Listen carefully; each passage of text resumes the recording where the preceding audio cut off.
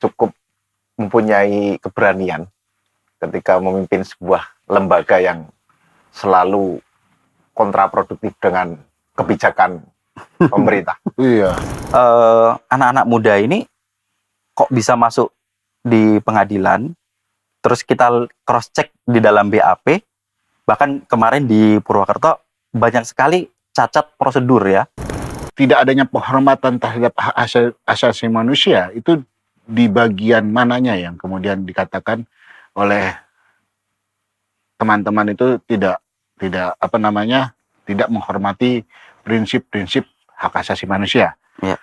Misalnya yang dialami LBH Jogja pasca demo Agustus gitu, itu ada konteks kasus penyiksaan anak dan penyebaran data pribadi gitu ya. Jadi anak-anak itu ditangkap di Magelang dan itu kemudian ada penyebaran data pribadi yang itu tersebar.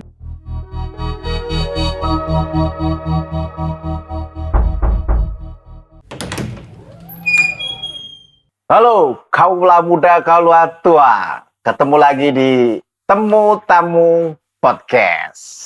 Kali ini saya ditemani sama Bung Apip. Gimana kabar Bung Apip? Sehat, alhamdulillah. Sehat ya? Ya, untuk saat ini masih sehat. Masih sehat. Masih ngerokok juga? Masih merokok. Tapi ini tergantung keberpihakan. Ya. Cara ngerokok kita menunjukkan bahwa kita berpihak kepada siapa. Oh gitu? Iya. Mungkin dilanjut Pak Nandang untuk membuka sesi ini, Pak. Tapi kalau kita ngobrol berdua kan nggak seru. Oke. Ada tamu kita. Siapa tamu kita? Kenalin dong. Nah ini tamu kita ini agak spesial hari ini nih. Jadi tamu kita ini kan sosok ya yang itu memimpin suatu lembaga yang memiliki keberpihakan. Wise. Jadi ibaratnya ini kan dia mengelola suatu lembaga hukum yang itu berdiri cukup lama. Yang kebetulan dia terpilih untuk mengelolanya pada saat ini. Prinsip-prinsipnya dia itu kan begini, kalau kita lihat prinsip lembaganya itu, dia akan memandang hukum itu adalah katanya sama untuk semua. Tapi di lapangan itu sering terasa kuat ke atas tapi tajam ke bawah. Oke. Nah, lembaga ini tuh menjawab itu. Jadi lembaga yang Bapak ini pimpin, tamu kita pimpin ini, itu untuk menjawab itu katanya. Untuk membantu menolong orang-orang, kalau bahasa dalam Islamnya itu kaum mustadhi'afin. Nah, kita lanjut saja ke syariah sekali. Oh, kalau ada Bung. Bukan syariah. Kalau bahasa sosialnya kaum marginal. Kaum marginal. Oke. Ya, sekarang kita langsung aja saya perkenalkan. Bung Julian namanya. Bung Julian. Direktur LBH Yogyakarta. Gimana kabar Bung? Sehat? Alhamdulillah baik.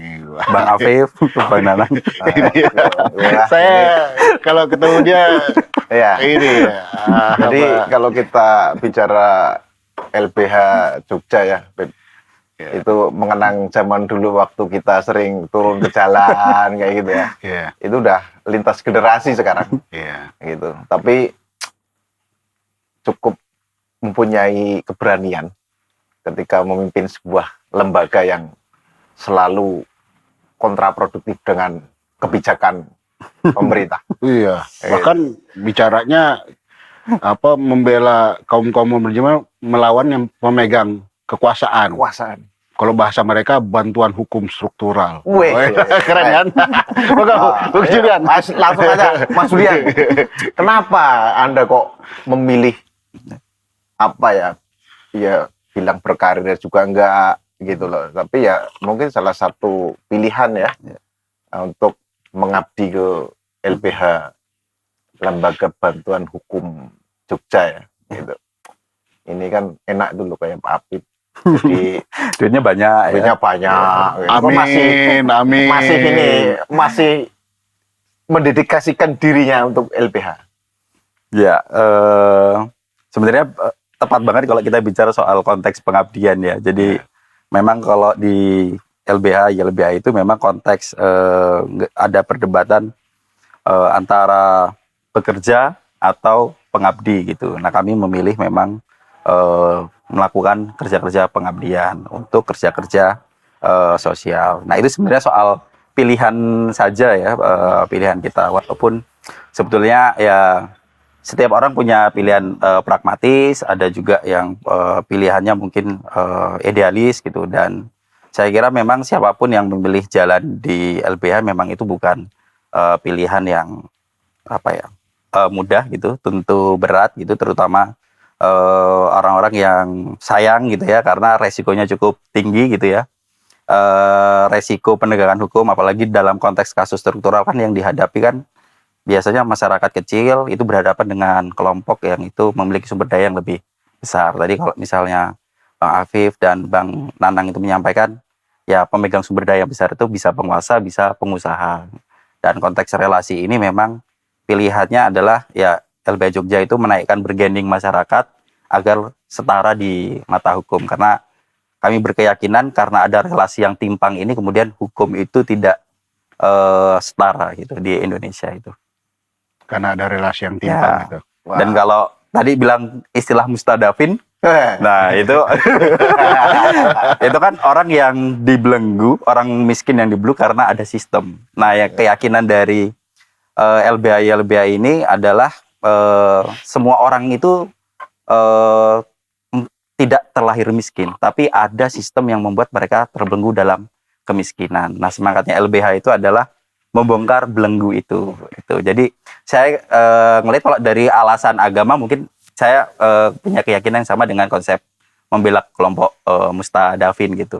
Tapi kalau istilah ini ya kejebak ya atau dapat dapat kutukan gitu ya. Ya udah, kita lanjutkan kutukan ini gitu dan lanjutin tongkat estafet para senior aja. Gitu. Sampai kutukannya terselesaikan. Tapi memang ini ya, secara LBH Jogja itu kan cukup menarik dan orang-orangnya yang menyandang menjadi ketua atau direktur itu kan dia memang punya integritas tinggi. Iya. Seperti teman-teman kita terdahulu, kemudian hari ini Mas Julian ada di posisi Itulah ya. itu ya. Jadi Mas Julian, LBH itu kan tadi disampaikan ya katakannya membela kaum lemah, musta'adin. Sebenarnya kan kebanyakan pasti itu bergesekan dengan birokrat ya. Ya. Ada nggak sih sebenarnya tekanan sejauh apa kayak gitu ke lembaga bantuan hukum tersebut?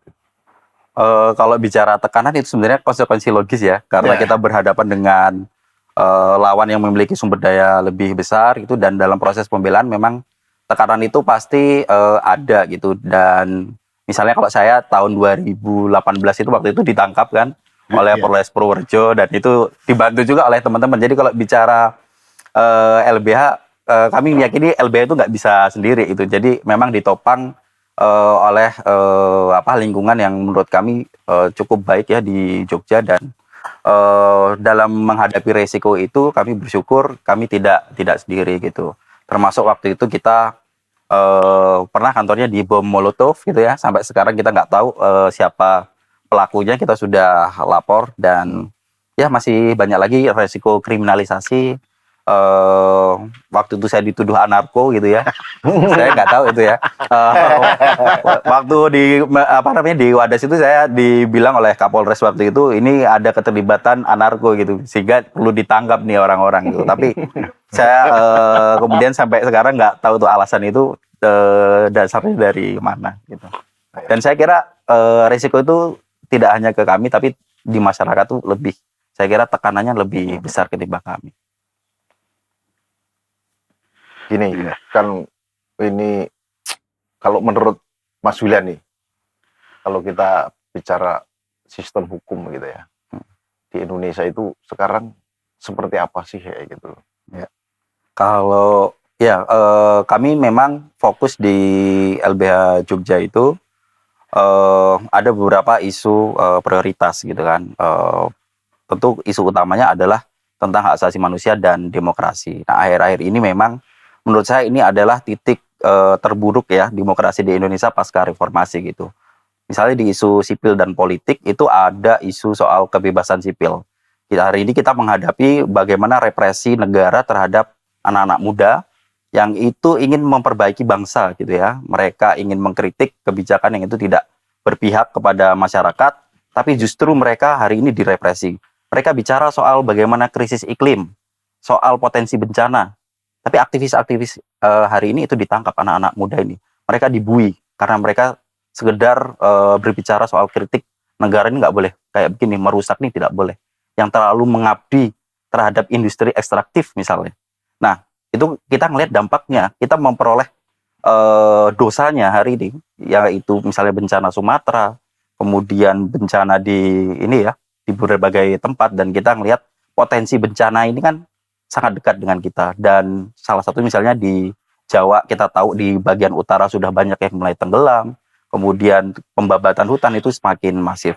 Nah, apa kita akan berdiam diri? Pilihan anak-anak muda ini tidak gitu.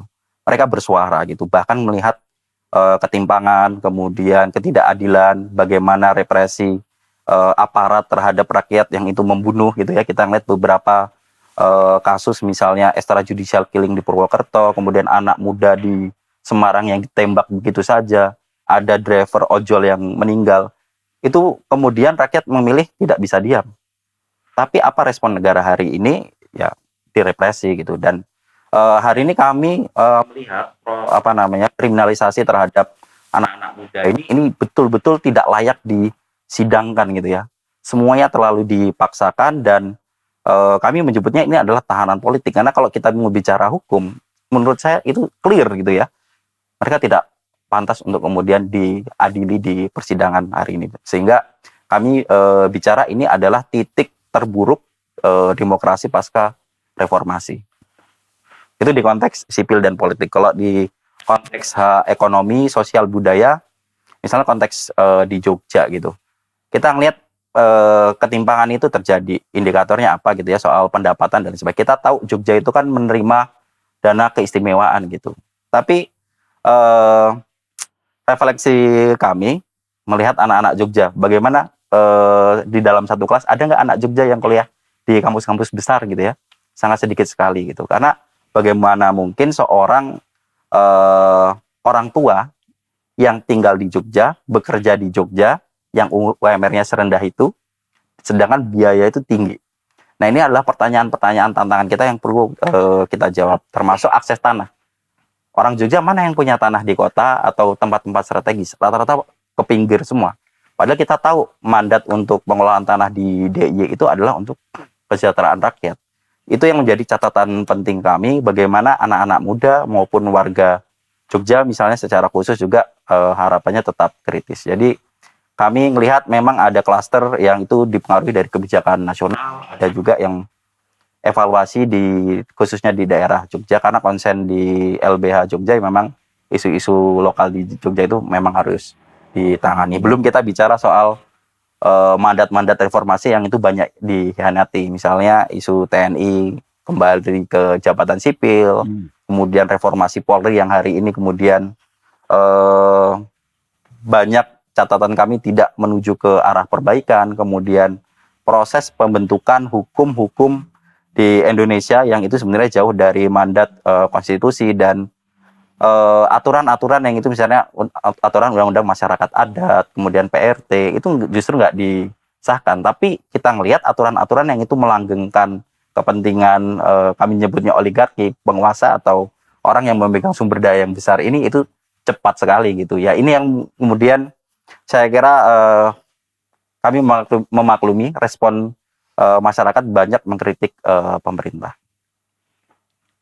Ya, kalau bicara soal ini dari segi ini ya, kan tadi Mas Julian kan menyebutkan ada klaster lokal, ada nasional ya, untuk apa sipil politik dan ekonomi. Nah, untuk klaster nasional ini apa yang kemudian konsennya LBH mengkritisi di bidang apa? Maksudnya begini, apa kan selama pemerintahan di bawah Prabowo ini kan ada beberapa hal ya, kebijakan-kebijakan. Apakah kemudian apa dampak dari kebijakan itu dari kepada masalah sipil politik atau Ya. ekonomi? Ekonomi sosial budaya. Ya misalnya banyak sekali prioritas-prioritas negara itu yang itu merupakan hak-hak dasar akhirnya bergeser soal kebijakan MBG gitu ya. Itu menggeser banyak sekali sektor-sektor yang itu kemudian merupakan hak esensial warga negara yang itu harus bergeser soal akses pendidikan, kemudian kesehatan yang itu akhirnya harus dikorbankan prioritas itu. Kemudian bagaimana janji Presiden Prabowo yang itu kemudian mengisi jabatan politik itu ya harus menggunakan merit system gitu ya. Kami melihat kok ini nggak ada merit-meritnya ya gitu. Kami tunggu-tunggu ini meritnya di mana gitu. Jadi kita kira dalam konteks mengelola negara itu ya bukan karena pertemanan politik, karena alasan dukungan, tapi lagi-lagi ini menentukan nasib anak bangsa. Jadi mau nggak mau ya harus orang yang terbaik di dalam posisinya gitu ya. Jadi bukan karena dia sudah mendukung atau tidak mendukung. Jadi saya kira ini yang menjadi keprihatinan kita ya dalam konteks kepemimpinan rezim hari ini, bagaimana dalam mengelola negara gitu ya, kemudian respon kritik masyarakat yang dihadapi itu kemudian direpresi gitu ya. Nah saya kira itu harus diselesaikan segera gitu, karena ini justru menurunkan indeks demokrasi Indonesia ya. Banyaknya orang-orang yang direpresi di ruang sipil itu menjadi catatan buruk gitu ya. Dan saya nggak tahu misalnya ingin mencari dalang kerusuhan gitu ya, sampai hari ini kita nggak tahu dalangnya itu siapa gitu kan.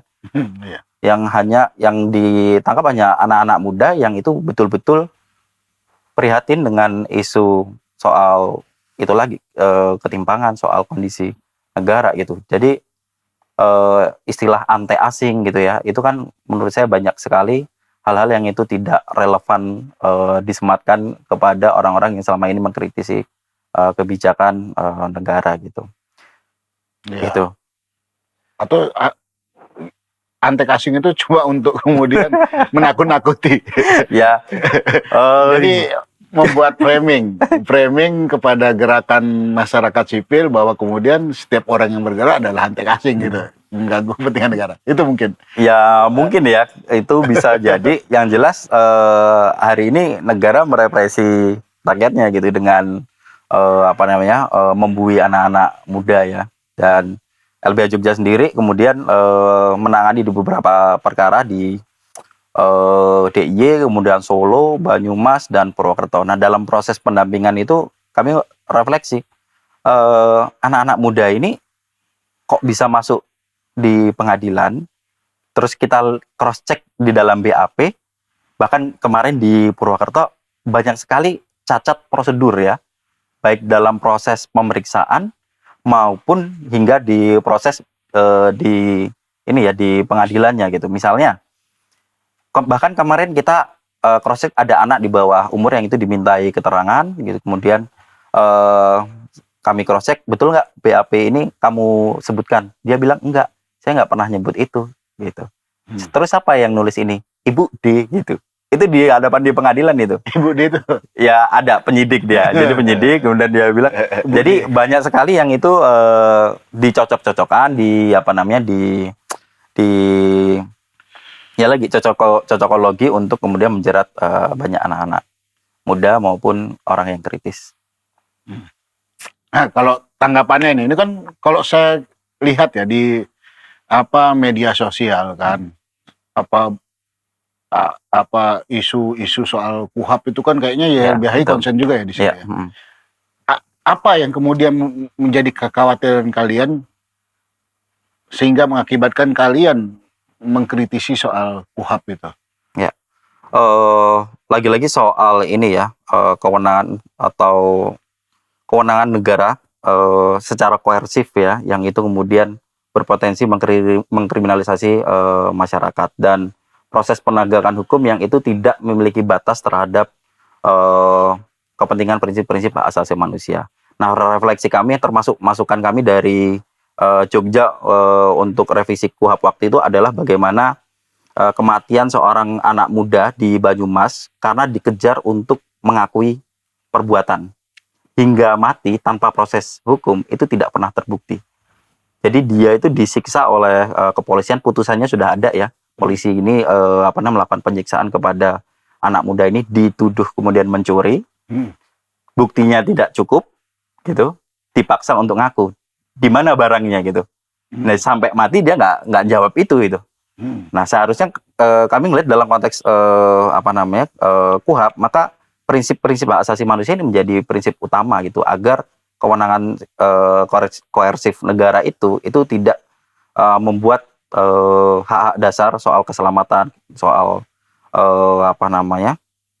tidak sampai merenggut nyawa orang yang itu baru disangka gitu. Jadi kami melihat KUHP itu justru tidak mengarah perbaikan ke sana gitu. Jadi kalau kita dengar istilah asas praduga tak bersalah, negara tuh praduga bersalah gitu. Dan praduga bersalahnya itu kemudian tidak dibatasi oleh prinsip-prinsip hak asasi manusia. Di dalam KUHP-nya ya? Ya. Kalau secara teknisnya di bagian mana ininya? Maksudnya begini, ini kan ada yang mengatakan bahwa KUHP yang baru ini itu lebih baik dari KUHP yang lama. Ada yang mengatakan begitu ya, karena di KUHP baru itu betul-betul memperhatikan kepentingan pelaku dan kepentingan korban. Itu menurut sosialisasi yang kalau kita ngelihat di podcast ya. Nah, tidak adanya penghormatan terhadap hak asasi manusia itu di bagian mananya yang kemudian dikatakan oleh teman-teman itu tidak menghormati prinsip-prinsip hak asasi manusia.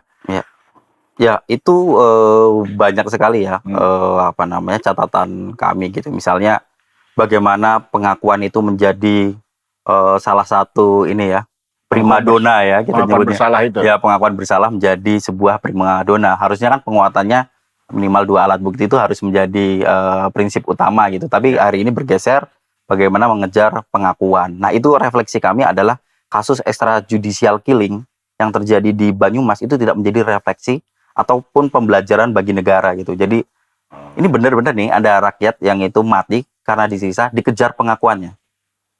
Nah, kalau kita dalam konteks penegakan hukum kan kita nggak bisa ngelihat secara teks,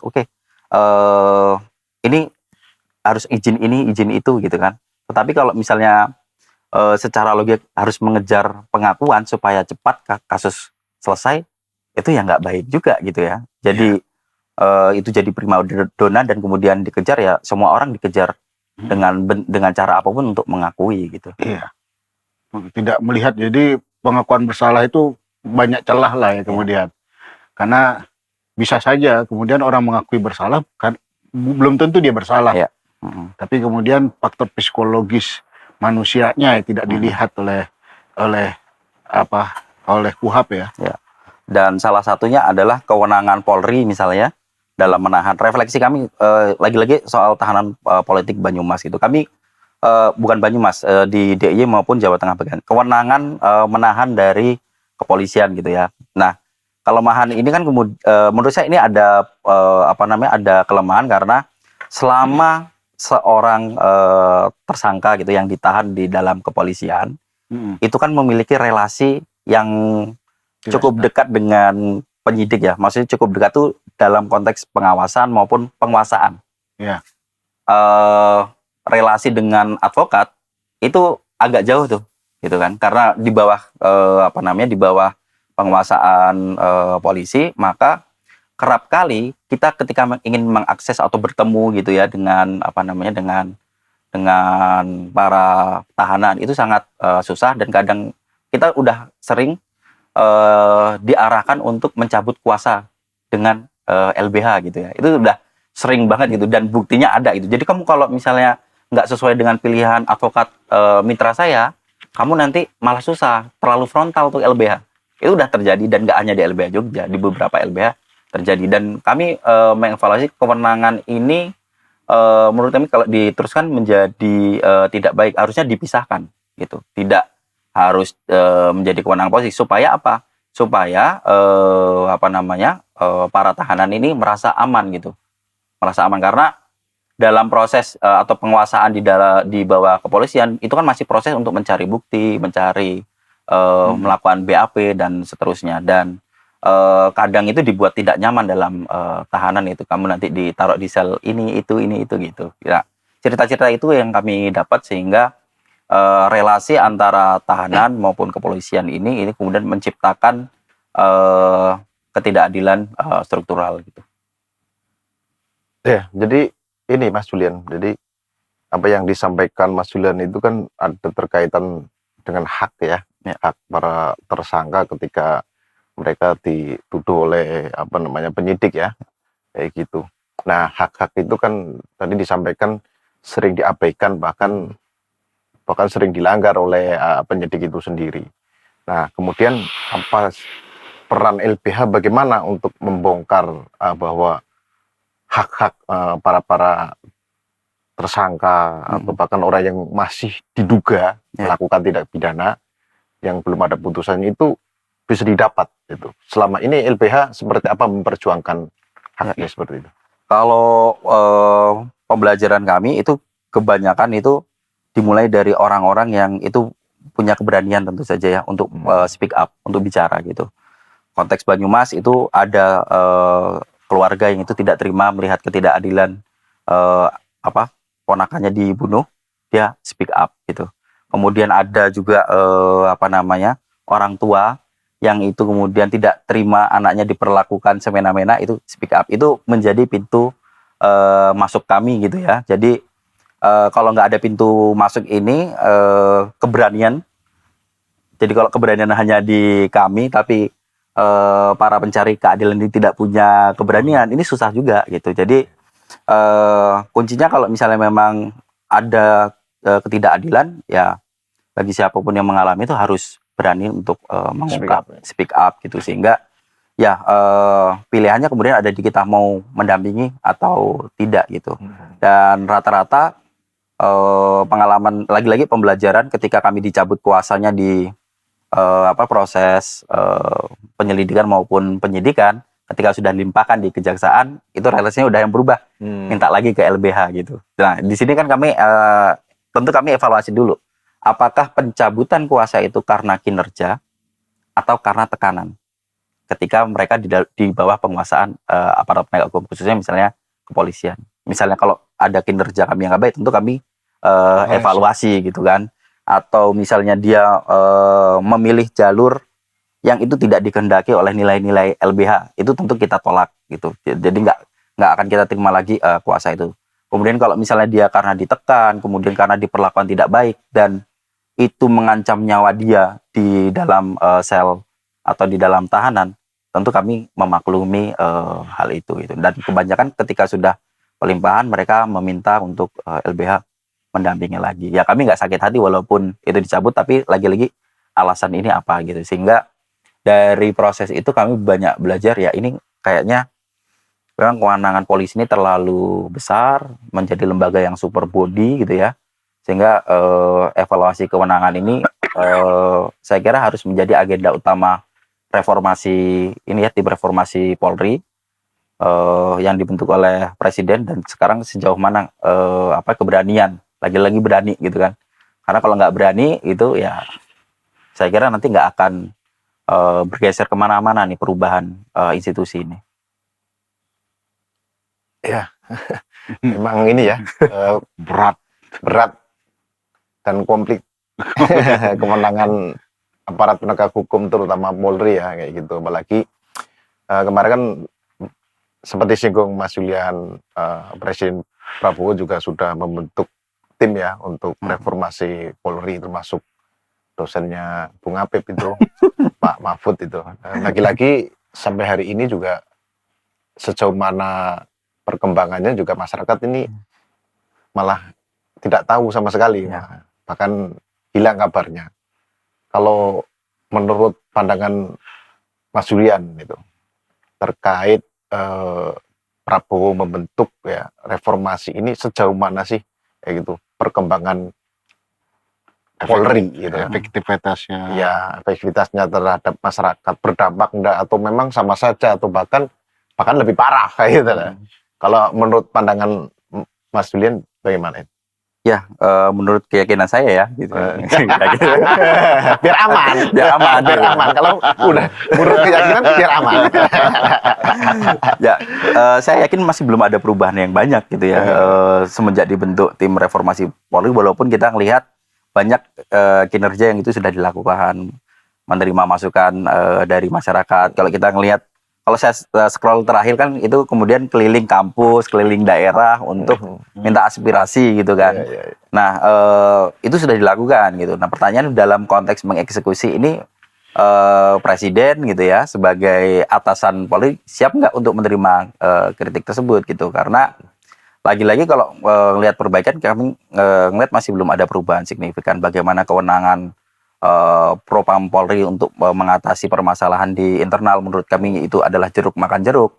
Kemudian dibentuk lembaga Kompolnas itu ibarat kalau misalnya kita mau buat rencana bersama itu ya duduk bareng juga gitu kan. Jadi di situ kami nggak ngelihat signifikan ya bagaimana pengawasan publik khususnya dalam konteks kerja-kerja Polri gitu. Dan ketika kita ingin mengkritisi itu diarahkan ke sebuah kanal yang itu kemudian ya nggak efektif atau kita bilang melempem gitu.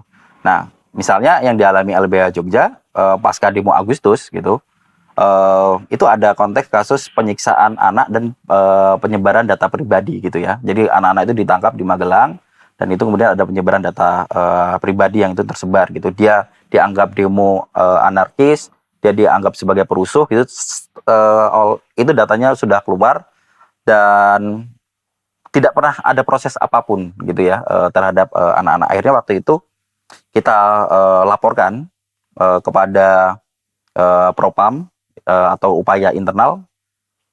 Yang kami dapat bukan jawaban siapa pelakunya dan lain sebagainya sampai ini, tapi justru hari ini Polres Magelang Kota yang kami laporkan waktu itu Kapolres Magelang Kota ya. Justru di Polres yang sama ini yang menangkap aktivis-aktivis yang selama ini membela kepentingan masyarakat. Jadi saya lihat penegakan hukum ini itu tidak lepas dari pengaruh kepentingan politik itu sendiri, sehingga ini yang begitu menghambat ya proses penegakan hukum dan kewenangan rakyat dalam konteks mengawasi kinerja ini itu dikanalisasi menjadi tempat yang tidak efektif untuk mengevaluasi Polri itu sendiri. Oke, ada pertanyaan ini Mas Julian, sudah diketik sama tim kreatif. Nah ini, jadi di mana di Gunung Kidul itu ada kasus yang kemarin sempat viral, Mbah Sadikem itu, Mas Julian. Dia apa ya, mempunyai sebuah lahan yang kemudian berbentuk letter C, tapi sama pemerintahan setempat atau kelurahan setempat itu letter C-nya tiba-tiba berpindah atas nama orang lain. Nah, mereka sudah mengupayakan untuk berdiskusi, berdialog dengan pemerintahan setempat, tapi memang belum dapat hasilnya sampai hari ini. Apakah ini ya murni itu sengketa hukum atau ada ketimpangan struktural dari pemerintah itu sendiri ke rakyatnya sendiri, Mas? Ya, kalau di dalam persoalan ini ya konteks kasus Mbah Sadikem misalnya itu ya, kita ngelihat sebenarnya korbannya bukan hanya Mbah Sadikem ya. Kita ngelihat ternyata fenomena di Jogja itu sifatnya tidak kasuistis gitu. Biasanya kita ngelihat fenomenanya terjadi juga sih di tempat lain. Jadi Mbah Sadikem, Mbah Tupon, kemudian mbah-mbah yang lain, kok bisa di kota yang tingkat pendidikannya tinggi, menjadi kota katanya terpelajar, kok bisa ada mbah-mbah yang itu kemudian menjadi korban kita sebutnya mafia tanah. Walaupun kita nggak tahu diksi mafia tanah itu siapa saja gitu ya, tapi dalam proses yang pernah terjadi mafia tanah itu tidak hanya orang yang tidak memiliki akses ya, atau tidak punya kekuasaan. Misalnya dia biasanya salah satu profesi penegak hukum juga gitu, atau misalnya BPN itu, kemudian bahkan ada keterlibatan pejabat juga gitu dalam apa namanya, untuk menggolkan tanah-tanah milik rakyat ini kemudian dirampas gitu. Iya. Jadi melihat banyaknya fenomena di Jogja ini, saya kira bukan kasuistis gitu, dan tentu di sini ada akar persoalan. Nah, negara harusnya ngambil tanggung jawab untuk melakukan perlindungan. Nah, dalam konteks ini dia nggak bisa pasif, harusnya dia aktif untuk memperbaiki sistem gitu ya, dan untuk memperbaiki itu ya tentu dengan mengeluarkan regulasi, membentuk tim gitu kan, Iya, iya. kemudian menerima aduan masyarakat gitu. Itu sih Mas, terhadap tanah-tanah SG yang itu sebenarnya diorientasikan untuk kesejahteraan rakyat. Misalnya kita dengar ada istilah pingsun-sun gitu ya.